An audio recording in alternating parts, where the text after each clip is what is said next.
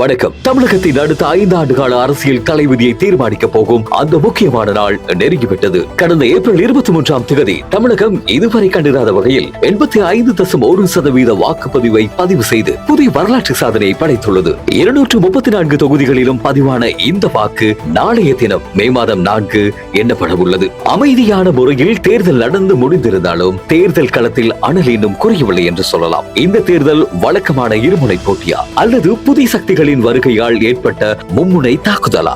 மக்கள் தீர்ப்பு யாருக்கு சாதகமாக இருக்க போகிறது? ஒரு விரிவான செய்தி தொகுப்பை இப்போது பார்க்கலாம்.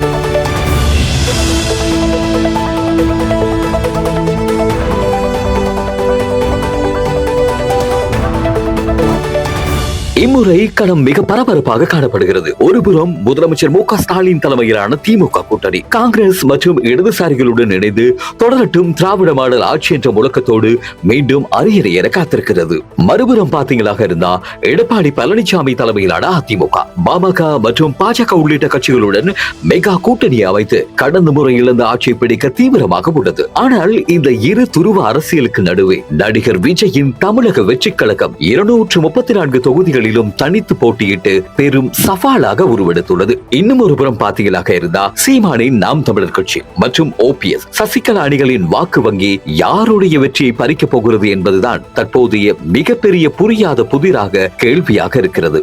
இது இவ்வாறாக இருக்க இப்போது கணிப்புகள் ஒரு புறம் வெளியாகி கொண்டிருக்கிறது. வெளியாகியுள்ள எக்ஸிட் போல் கணிப்புகள் தமிழக அரசியலில் பெரும் விவாதத்தை இப்போது ஆரம்பித்திருக்கு. PMark மற்றும் மேட்ரிசி கணிப்புகள் திமுக கூட்டணி 122 முதல் 132 இடங்களை பெற்று நூலிலையில் ஆட்சியை தக்க வைக்கும் அப்படின்னு கணித்திருக்காங்க. மறுபுறம் பாத்தீங்களா இருந்தா ஆக்சிஸ் மை இந்தியா JVC கணிப்புகள் வந்து பெரும் ஆச்சரியத்தை தந்திருக்கு. குறிப்பா நடிகர் விஜயின் TVK கட்சி 15 முதல் 25 இடங்கள் வரை பிடித்து ஒரு கிங் மேக்கராக மாற வாய்ப்புள்ளதாகவும் சில கணிப்புகள் அதிமுகவின் மேலெழுச்சியை காட்டுவதாகவும் அமைந்திருக்கு. கருத்து கணிப்புகள் பல நேரங்களில் கணித்திருக்கின்றன, சில நேரங்களில் பொய்த்தும் போயிருக்கு. மே மாதம் 4ஆம் தேதி அதாவது நாளைய தினம் நிஜமான மக்கள் தீர்ப்பு என்ன அப்படிங்கிறது தெரிந்துரும். இது இவ்வாறாக இருக்க நாளைய தினம் அனைவரும் உற்று நோக்கக்கூடிய சில நட்சத்திர தொகுதிகளையும் ஞாபகப்படுத்துகின்றோம். முதலமைச்சர் மு.க. ஸ்டாலின் போட்டியிடக்கூடிய கொளத்தூர், இதுல ஹெட்ரிக் வெற்றி அவர் பெறுவாரா அப்படிங்கிற மிகப்பெரிய எதிர்பார்ப்பு இருக்கு.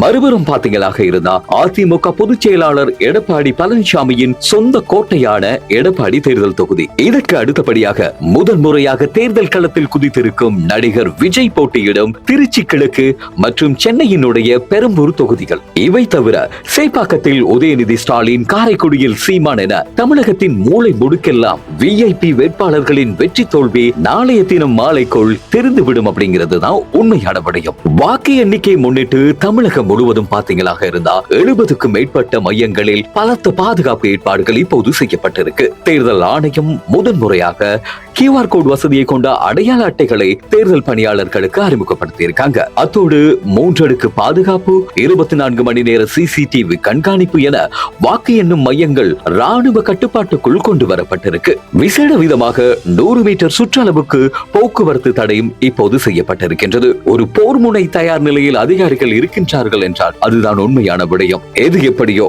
நாளைய தினம் காலை 8 மணிக்கு தபால் வாக்குகள் எண்ணப்பட உள்ளது. அதனைத் தொடர்ந்து 9 மணி முதல் மின்னணு வாக்கு இயந்திரங்களில் உள்ள முடிவுகள் வெளியாக ஆரம்பிக்கும். பிற்பகல் 2 மணிக்குள் சில வேளை தமிழகத்தினுடைய அடுத்த முதலமைச்சர் யார் என்பது தெளிவான ஒரு உருவம் கிடைத்துவிடும். ஆக தமிழக மக்கள் மீண்டும் திராவிட கட்சிகளுக்கே மகுடம் சூட்ட போகிறார்களா அல்லது மாற்றம் என்ற முழங்கிய புதிய சக்திகளுக்கு வாய்ப்பு தரப்போகிறார்களா? கோட்டையை நோக்கி செல்லும் அந்த வெற்றி பயணம் யாருடையது?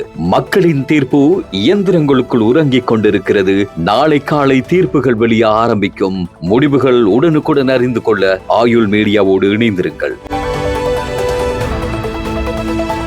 உறுதிப்படுத்தப்பட்ட உண்மை செய்திகளை உடனுக்குடன் தெரிந்து கொள்ள ஆயுள் மீடியாவை ஃபாலோ செய்யுங்கள்.